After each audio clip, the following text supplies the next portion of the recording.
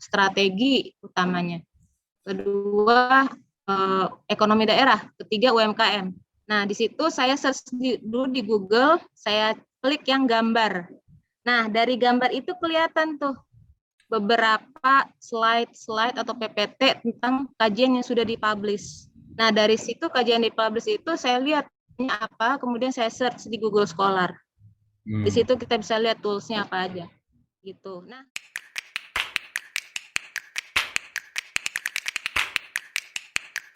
Podcast. Jadi awalnya sih memang pertama saya mencari sumber juga dari Catur juga, Mas Catur. Jadi sumbernya dari karena kita pengen yang nasional ya, sekaligus aja yang nasional aja yang kita lihat. Kemudian kebetulan di samping gedung BKF menyelenggarakan kompetisi Call for Ideas ya kan waktu itu.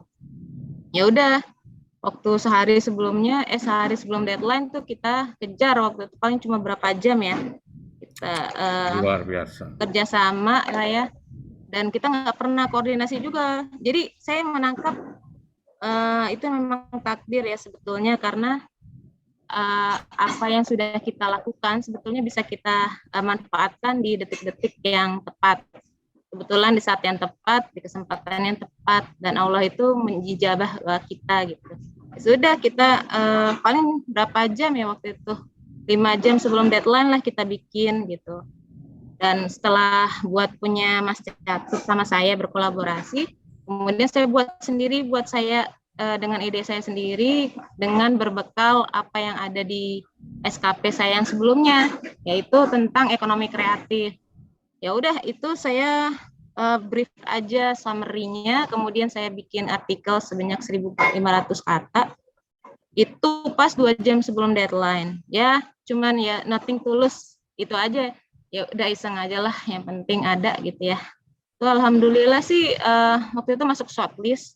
Kemudian suruh bikin video, dan dibikinlah video, dan itulah yang ada di grup sebetulnya kayak gitu.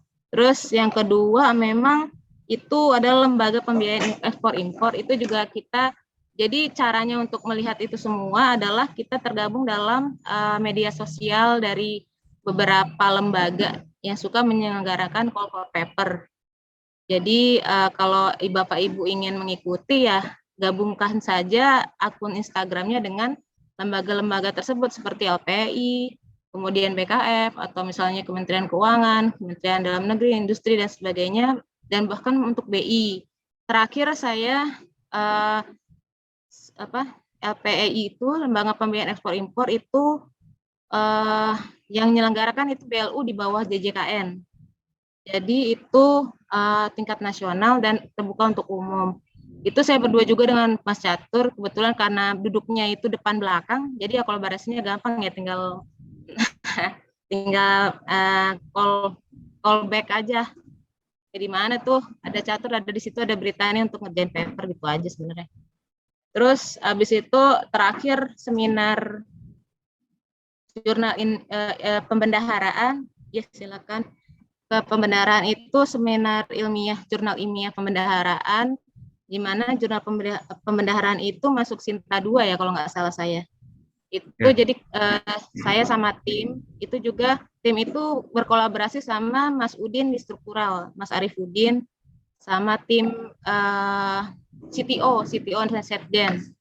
Jadi kami membahas tentang titik optimal dari belanja fungsi untuk mendapatkan efisiensi belanja dan pertumbuhan ekonomi daerah yang optimal. Jadi di situ berbekal dari pandemik dan juga berdata APBD ya, saya berkolaborasi di situ. Dan memang itu juga last minute. Jadi saya menangkap bahwa kalau last minute itu orang Indonesia biasanya cepat idenya. Mungkin kata Ais sama Mas Kurnia juga mungkin seperti itu, atau saya nggak tahu lah ya. Gitu aja Mas Ai. Itu dari awalnya Mas. Ya nih saya sih melihat nih luar biasa juga. Saya dengar-dengar nih Mbak Britani ini menguasai beberapa tools gitu, tools analisis gitu. Bisa diceritain nggak kira-kira proses pembelajarannya seperti apa gitu? Kalau itu sih sebetulnya berawal dari passion sebetulnya. Jadi Bapak Ibu kalau misalnya memang ingin berminat untuk meneruskan keahlian dalam menulis seperti halnya core dari AKPD ya Bu, Bapak Ibu, memang itu terpacu untuk mengembangkan beberapa tools. Misalnya kalau untuk kasus misalnya untuk bedah APBD berarti kan tools yang dibutuhkan tidak hanya ekonometrik tapi juga data analitik ya kan, Python dan sebagainya. Dan memang keingintahuan dari kita, kemudian passion kita itu akan memstimulus kita untuk mencari yang terbaru dan sesuai dengan kebutuhan. Jadi kalau saya itu nggak menguasai tapi saya tahu gitu. Jadi kalau ada dibutuhkan ya saya khususkan. Misalnya yang satu misalnya Stata memang saya berbekal dari S1 yang sekitar berapa dari tahun 2008 tamatnya. Jadi Stata itu dari tahun 2008 dan nggak dipakai-pakai sampai akhirnya tahun 2017 diminta untuk dipakai. Padahal saya S2-nya bukan econometrics tapi public policy, apa namanya, ilmu ekonomi. Bukan, development studies. Jadi sosial, jadi nggak ada tools itu. Kemudian saya karena dituntut, ya sudah saya kerjakan, saya belajar otodidak. Kemudian ada juga untuk model dinamis itu juga karena ya Mas Kurnia tahu sendirilah, saya terjebak dalam itu ya. Mas Kurnia yang paling tahu tuh kenapa saya bisa terjebak dalam model dinamis dan akhirnya saya harus belajar model dinamis gitu. Kemudian data analitik kebetulan ada di kantor dan itu berfungsi untuk APBD dan memang sekarang ini memang zamannya data analitik. Jadi setiap perlombaan pun dengan kalau ada data analitiknya mungkin ada sendirilah penghargaan sendirilah untuk itu. Jadi beberapa kemampuan itu saya pelajari sesuai dengan kebutuhan dan memang saya ada rasa ingin tahu di situ. Jadi kalau bisa sih kalau ingin lebih banyak ya memang tergantung kemauan kita, nggak perlu mikir umurnya berapa, tapi memang keingintahuannya kita dan inisiatifnya untuk bertanya. Terutama kakak Ai ini kan jago banget kan, semuanya tuh jago gitu loh, multi talent. Ada Mas Kurnia loh, ini semuanya dua-duanya itu bisa ditanya apapun gitu, apalagi itu kan manfaatin lah resource dari asosiasi ya kan. Saya sih kalau ditanya Ya tinggal Mas, callback ke Kangkur aja. apa, makanya Ini saya Mbak, agak ngeri-ngeri sedap sih ditanyain Mas kakak Ai ini ya, takut salah. nggak kan konon katanya kan kalau dalam penulisan atau analisis kan nggak ada yang benar, nggak ada yang salah katanya. Oh iya. Gini, apa, kadang-kadang tuh kita sering ini ya, menjumpai atau mendengar pertanyaan dari teman-teman juga. Ingin kita misalnya lagi menulis sesuatu, kadang-kadang bingung nih milih toolsnya. Ah, ini anaknya pakai apa ya gitu. Kadang-kadang mau pakai stata nggak ngerti gitu kan. Atau mungkin gimana nih untuk teman-teman mungkin bisa membagikan saran atau tips teman-teman di daerah. Karena kan kita kalau kita kan mungkin data secara nasional gitu ya. Sedangkan teman-teman daerah tuh eh, lebih lebih familiar dengan data-data di tingkat kabupaten kota gitu ya. Kira-kira ada sharing nggak dari Mbak Britani kira-kira dalam memilih tools analisis nih yang mungkin nggak terlalu apa misalnya barangkali untuk topik ini mungkin hanya memerlukan tools yang ini aja gitu nggak usah yang terlalu canggih gitu misalnya gitu Oh, barangkali ada share-nya dari kakak Britani ini.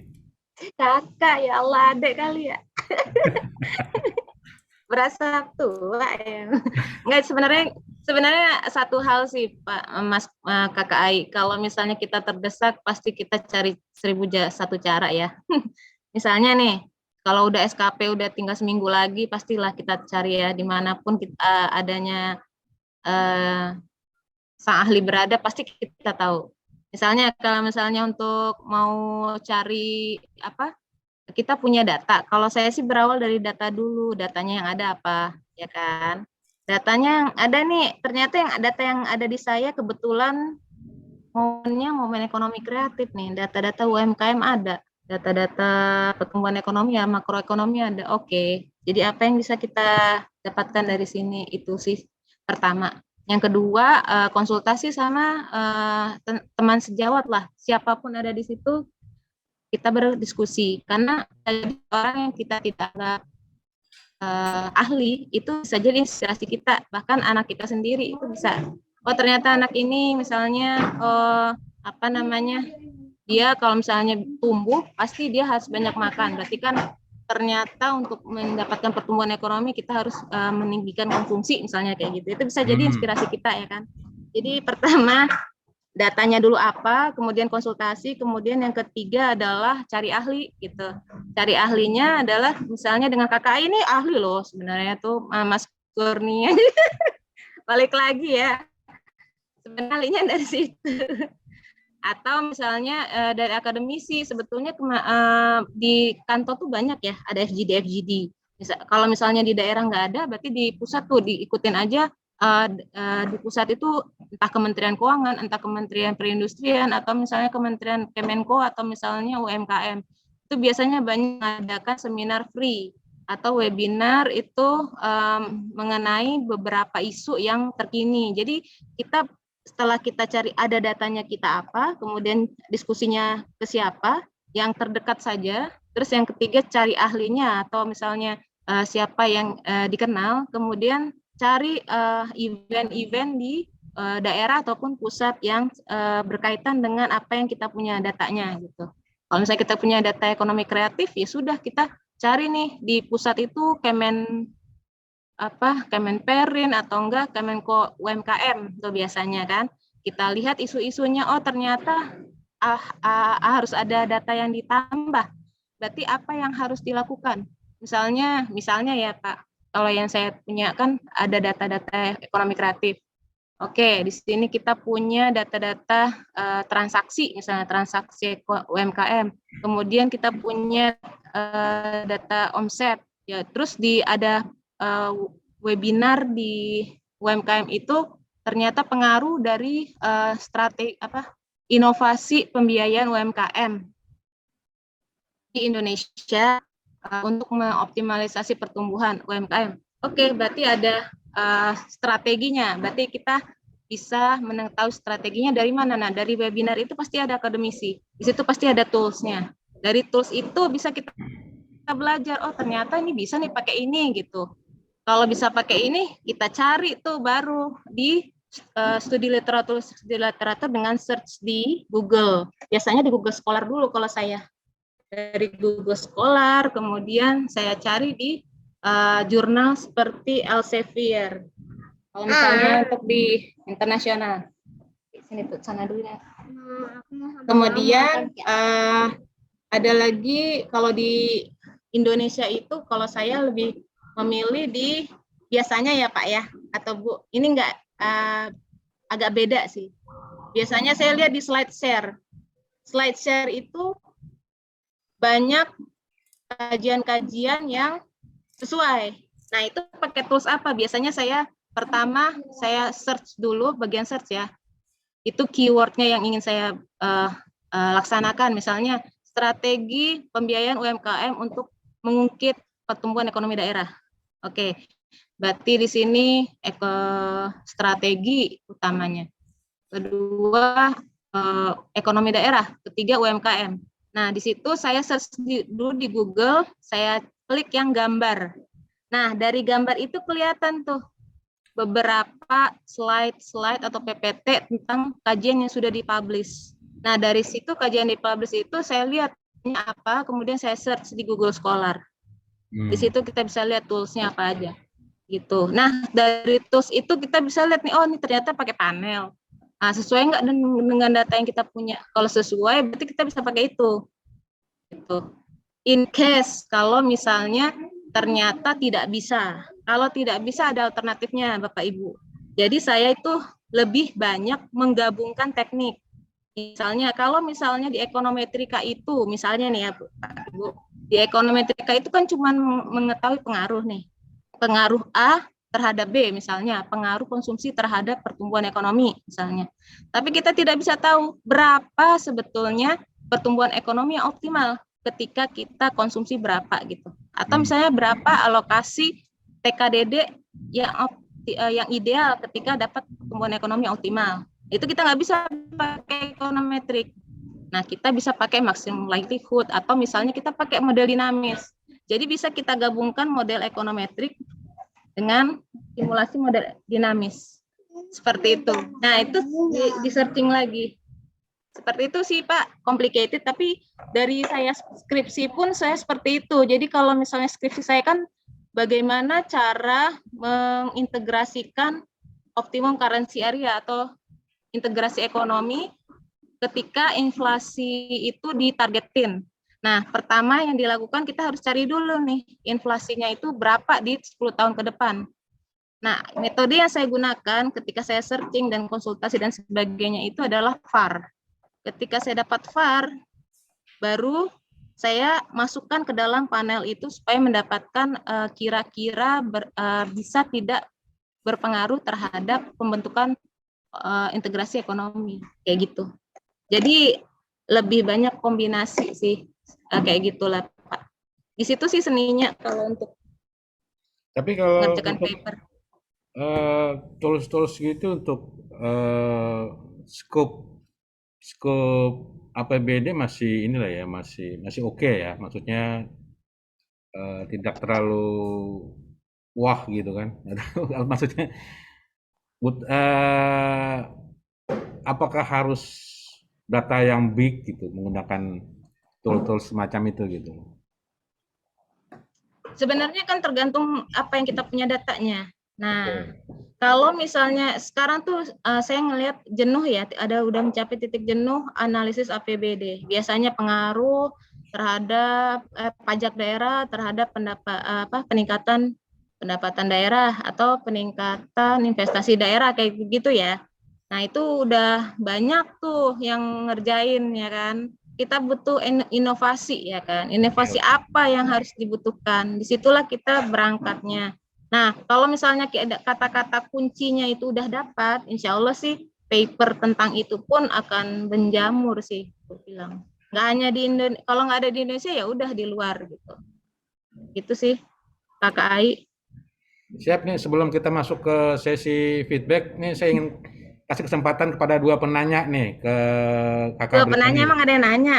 Ada ini tuh, Pak Eman tuh udah mikir dari tadi mau nanya apa ya katanya. Bu Mila udah senyum-senyum tuh sama Bu Neni itu. Monggo saya buka dua pertanyaan nih sebelum masuk ke Maaf sesi ya kalau feedback. membingungkan langsung dipotong aja saya mah. Siap. Saya rela Monggo, monggo. dipotong. Kakak-kakak yang lain ingin bertanya. Saya dulu deh, Bang. Oke, lanjut. Kayaknya menarik nih, Bu Ritani. Jadi begini, saya pernah ditawarin ini, Pak Bu Ritani, Pak Haji, dan teman-teman semua ya. Jadi waktu itu teman di universitas di negeri, dia mau bikin indeksnya itu artinya apa ya, standar seperti yang Bu Britani tadi coba teliti, kira-kira contohnya misalnya apa ini? Misalnya idealnya tingkat solvabilitas dari keuangan pemerintah daerah misalnya. Nah ini kan belum ada standarnya kan gitu kan. Standarnya yang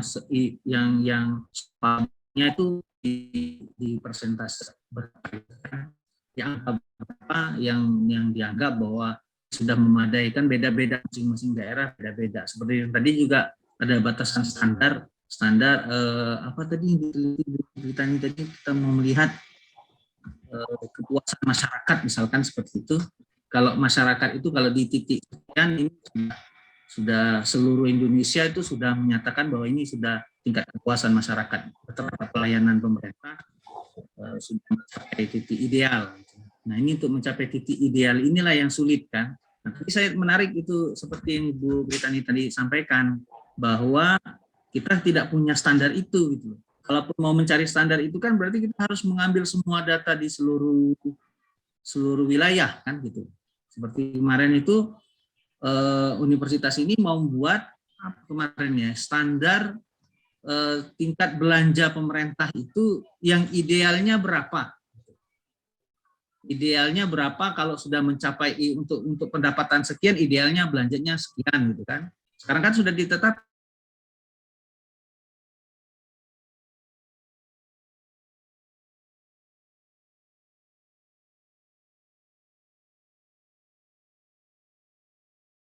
wilayah gitu kan.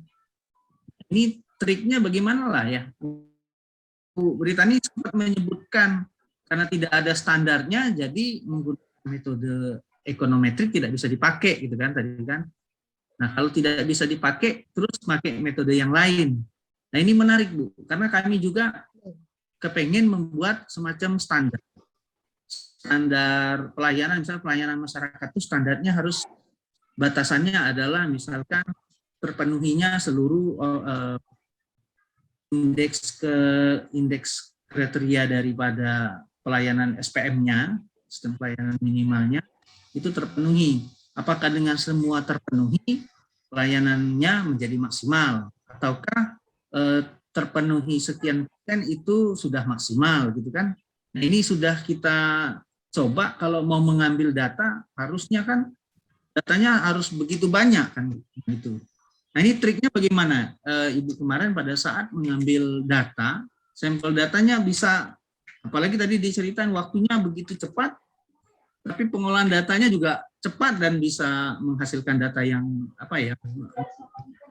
Bagi tim penilai juga melihatnya data ini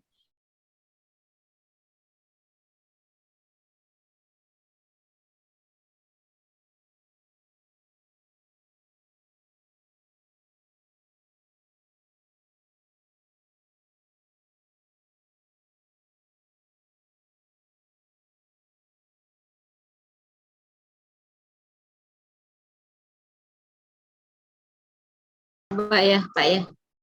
Wah, Pak Iman ini luar biasa loh. Pertanyaannya bagus banget. Jadi saya sampai bingung jawabnya gimana. bingung. Sebenarnya Macam jawabnya profesor gampang. aja. Tinggal ngirim Apa? surat permohonan narasumber aja. Oh iya, Udah. Kalau gitu nanti aku pulang nanti. Pak Iman, sebetulnya yang saya tangkap itu Bapak pingin ini ya Pak, apa namanya, berapa sih sebetulnya belanja ideal ya kan? Belanja ideal dari masyarakat level berapa nih kira-kira data yang kita punya sehingga kita bisa objektifnya apa Pak? Misalkan perjalanan dinas deh Bu. Kalau perjalanan dinas tuh idealnya satu dinas itu berapa gitu kan? Berarti walaupun dipakai di seluruh Indonesia misalkan, itu standarnya seperti itu. Nah, idealnya seperti itu. Nah, ini kan kita belum dapat ini Bu. Semuanya kan main tebak saja, harus sekian persen gitu kan. Padahal belum tentu ideal gitu kan. Nah itu Pak, jadi kalau yang inilah Pak, jadi ada beberapa paper ya Pak, sifat paper itu sendiri kita harus kategorikan. Jadi sejalan berkembangnya zaman, ekonom pun ternyata tidak bisa pure ekonom gitu, artinya kita tidak bisa menggunakan hanya ekonometrik gitu. Makanya kita perlu yang namanya data analitik, kita perlu yang namanya model dinamis, itu perlu. Jadi ketika yang terakhir ini adalah seminar jurnal pembendaharaan itu kajian saya itu adalah simulasi titik optimal belanja per fungsi dari APBD agar mendapatkan pertumbuhan ekonomi daerah yang optimal. Jadi titik optimal dari belanja simulasi belanja yang ideal untuk mendapatkan pertumbuhan ekonomi daerah yang optimal. Jadi di sini simpel sih, kalau misalnya kita ingin mengetes atau mendapatkan simulasi itu adalah kita tentukan dulu objektifnya apa. Objektifnya apa, subjektunya apa. Subjektu itu adalah constraint. Jadi ketika kita ingin mengetahui belanja pemerintah daerah yang kita punya dan available datanya apa, yang kita inginkan, misalnya di level 4, ya kan, belanja di level 4, misalnya atau misalnya belanja level 3 lah, belanja pegawai, belanja barang jasa atau segala macam, atau belanja program ya, itu yang kira-kira ideal supaya subjektifnya apa? Subjektifnya misalnya efisiensi, atau misalnya pertumbuhan ekonomi daerah, atau misalnya kalau itu defisitnya minimal gitu ya, atau misalnya apa ya kira-kira objektifnya, APBD-nya efisien atau efektif kayak gitu. Nah sekarang tinggal tentukan di objektifnya apa, misalnya efisiensi APBD belanja daerah. Oke, berarti kita menentukan efisiensi belanja daerah. Nah, efisiensi belanja daerah pakai apa? Pakai DEA. Bisa kan bisa pakai DEA ya. Data Envelopment Analysis. Atau misalnya kita mau pakai ukuran apa efisiensi itu. Kita tentukan objektifnya. Variabelnya apa yang relevan. Kemudian setelah itu kita tentukan variabel-variabelnya, yaitu belanja level 4 misalnya. Nah, itu kita tentuin belanja-belanja itu datanya valid apa enggak, atau lengkap atau enggak, kayak gitu. Nah, setelah itu kalau saya yang terakhir itu ya, saya contohkan kajian saya yang terakhir ya. Itu pertama saya bikin dulu efisiensi belanjanya pakai DEA. Itu bukan model ekonometrik, model ekonometrik sih sebenarnya. Itu kita dapatkan bisa dari Excel, bisa dari Stata, bisa dari software sendiri gitu. Kalau kemarin sih saya pakai Excel karena di Stata nggak mumpuni statanya saya. Jadi kita pakai Excel, terus dapat data efisiensi, kemudian kita masukkan ke dalam metode linear programming sehingga kita dapat data analitiknya simulasi belanja per fungsi. Ada 9 fungsi tersebut untuk bisa mendapatkan efisiensi belanja dan pertumbuhan ekonomi yang optimal. Kemudian setelah itu apa? Kan ada periode nih, periode yang sebelum pandemik dan setelah pandemik. Nah, kalau sebelum dan setelah pandemik, kalau misalnya daerah, itu kan ada macam-macam, Pak. Daerah ya, itu beda-beda. Ada kapasitas fiskal sedang, tinggi, rendah, seperti itu. Jadi saya harus memfilter daerah kapasitas tingginya berapa, rendahnya berapa, dan sebagainya, itu semuanya masuk ke dalam simulasi linear programming. Linear programming itu adalah hubungan antara si objektif ini dengan variabel-variabel penjelasnya yang linear, kita asumsikan linear, sehingga kita dapatkan titik optimal atau minimum dan maksimumnya, itu yang kita inginkan. Seperti itu sih Pak. Kemudian untuk filternya ya kan, kita nanti ujung-ujungnya apa nih output dari kajian kita, yaitu kita bisa menentukan daerah-daerah mana yang kalau misalnya yang kapasitas fiskal tinggi, itu kira-kira simulasinya seperti apa. Kemudian yang rendah simulasinya seperti apa.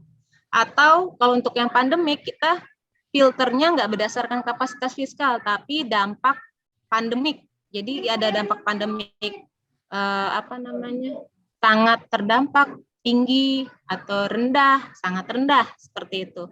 Memang agak complicated sih Pak, cuman itu bisa dilakukan. Kenapa bisa dalam waktu singkat itu saya bisa menyelesaikan? Karena saya punya tim yang mengerjakan semua perannya.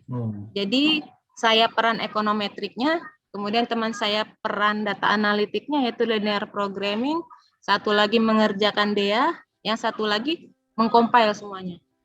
Seperti itu yang menjadikan paper ini apik kayak gitu. Jadi dalam waktu singkat semuanya dikerjakan dan selesainya juga bagus gitu. Jadi nggak asal-asal walaupun dengan waktu yang sedikit gitu. Jadi kuncinya adalah memang kita punya orang yang ahli di bidang apa yang kita inginkan. Misalnya kita butuh data analitik, untuk mendapatkan simulasi tentu kita harus dapat orang yang bisa ahli dalam data analitik. Kedua, untuk mendapatkan data ekonometrik, berarti kita harus cari orang data ekonometrik sehingga kita bisa dapat tim yang bagus. Nanti ketika kita ntar diskusi, tentunya itu sangat efektif sekali. Karena udah last minute diskusinya nggak mungkin dong lebar ke sana kemari. Pasti nanti lebih efisien karena semua orang udah punya perannya masing-masing. Sehingga tujuan dapat tercapai. Itu sih yang kemarin, Pak. Jadi saya memang tidak terlalu tahu tentang teknisnya, tapi teman saya tahu dan dia men-share ke saya. Untuk selanjutnya setelah paper ini pun saya juga belajar dengan teman saya ini. Itu sih, Pak. Oh iya, berarti memang. Kalau menurut saya sih nanti asosiasi ini bisa bikin training juga tentang data analitik ya, Kak Aya. Iya, jadi itu bisa mengkelompokkan spesialisasi masing-masing ya. Iya, Bu Britani ya. Kayaknya benar. tim. Tapi dari cerita ini luar biasa sekali Bu, berarti untuk satu penelitian pun kita supaya tidak kemana-mana dan terus kita tidak kemana-mana harus bentuk tim yang solid di bidang masing-masing. Artinya seperti trik yang disampaikan Bu Britani itu kalau dikerjain sendiri bisa pingsan itu. KKI Bisa, harus menyediakan. Cuman waktunya yang harus lama memang. Iya, KKI harus menyediakan rumah sakit khusus. Makanya Pak Eman biar fokus kajian jangan kemana-mana gitu. Ini kemana-mana terus sih. Iya, itu saya sadari banget ini Pak. Seluruh Indonesia sih Pak Eman. Oke, silakan. Kita masuk ke sesi berikutnya aja ya. Mbak Britani monggo kalau mau stay di sini mendengarkan diskusi terkait karya tulis yang sudah dikirim juga kita senang sekali. Kalau masih misalnya mau ngajak main si Ade juga monggo. Kelihatan ya tadi, maaf ya Pak. Nggak apa-apa, atau mungkin mau bikin kue dulu buat kita juga alhamdulillah gitu.